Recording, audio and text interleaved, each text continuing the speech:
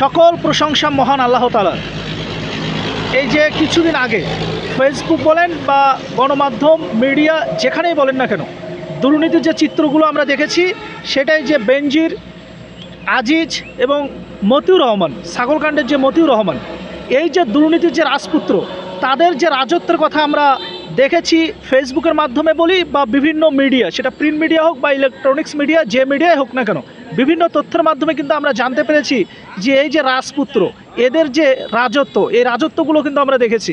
এখন কথা হচ্ছে যে সাম্প্রতিক আরও একটা কিন্তু ভাইরাল ইস্যু রয়েছে, এটা হচ্ছে গিয়ে রাসেল ভাইপার। আপনারা জানেন যে সব জায়গায় একেবারে রাসেল ভাইপার এইটা নিয়ে যে পরিমাণ কথা বলা হচ্ছে এবং যেভাবে লেখালেখি হচ্ছে, বলতে গেলে এইটা মানুষের মনে কিন্তু একরকম একটা আতঙ্ক তৈরি করে দিয়েছে। আমার কথা হচ্ছে এই জায়গায় যে রাসেল ভাইপার এইটা যতটাই বিষধর সাপ হোক না কেন বা যতটাই বিষাক্ত হোক না কেন, আমি মনে করি যে এরা কোনোভাবেই দুর্নীতিবাজদের চাইতে কিন্তু এইটা কোনোভাবে বিষধর নয়।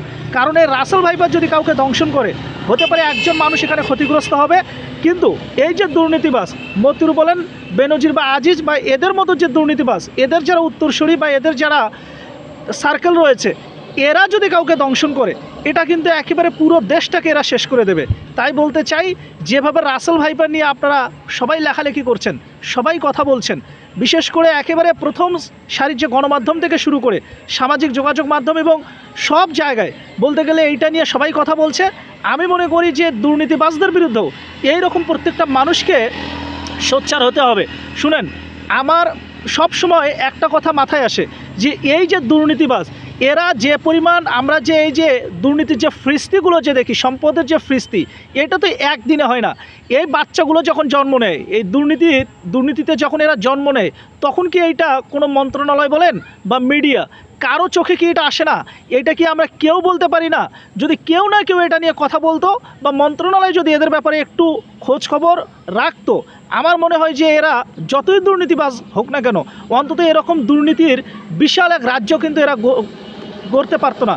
শুনেন, এখানে আমি মনে করি যে যেমন প্রশাসন, যেমন এই যে মন্ত্রণালয় বলেন বা গণমাধ্যম, সবার কিন্তু এখানে একটা দায় থেকে যায়।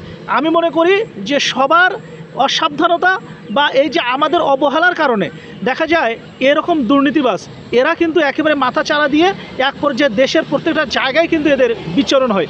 এরা শুধুমাত্র দেশকে নয়, বরঞ্চ আমি এটাও বলতে চাই যে এই যে শুনেন, আমরা জানতাম যে ইংরেজরা আমাদেরকে শাসন করেছে, শোষণ করেছে, ওরা আমাদের কাছ থেকে অর্থ নিয়ে গেছে, আর এখন এমন হয়ে গেছে এই যে দুর্নীতিবাজ, ইংরেজরা এমন কিছু উত্তরসূরি এখানে রেখে গেছে যে এরাই কিনা এখন অর্থ আর নিয়ে যাওয়া লাগে না ইংরেজদেরকে, এরা নিজেরাই অর্থ দিয়ে আসে। এই পর্যায়ে চলে গেছি আমরা। তাই বলতে চাই, শুধু রাসেল ভাইপার নিয়ে আতঙ্ক না হয়ে, আমার মনে হয় যে এই দুর্নীতিবাজ মতিউর রহমান, বেনজির, আজিজদের মতো যারা দুর্নীতিবাজ রয়েছে, এসালাম গ্রুপ, এই সব দুর্নীতিবাজদের বিরুদ্ধে কথা বলেন, দেখবেন পুরো দেশ ক্লিয়ার হয়ে যাবে। তাই বলতে চাই, একটু সোচ্চার হন। আতঙ্ক থাকবেই, রাসেল ভাইপার এটা আছে, কিন্তু দুর্নীতিবাজ এটাও কিন্তু প্রত্যেকটা জায়গায়, সমাজের প্রত্যেকটা জায়গায় কিন্তু বিচরণ করছে। সুতরাং যেভাবে আপনারা রাসেল ভাইপার নিয়ে কথা বলছেন, আমি মনে করি যে এইসব দুর্নীতিবাজদেরকে নিয়েও সবাই লেখালেখি করেন, সবাই ফেসবুকে কথা বলেন বা মিডিয়া, যার যে সক্ষমতা রয়েছে সব জায়গা থেকে প্রতিবাদ করেন।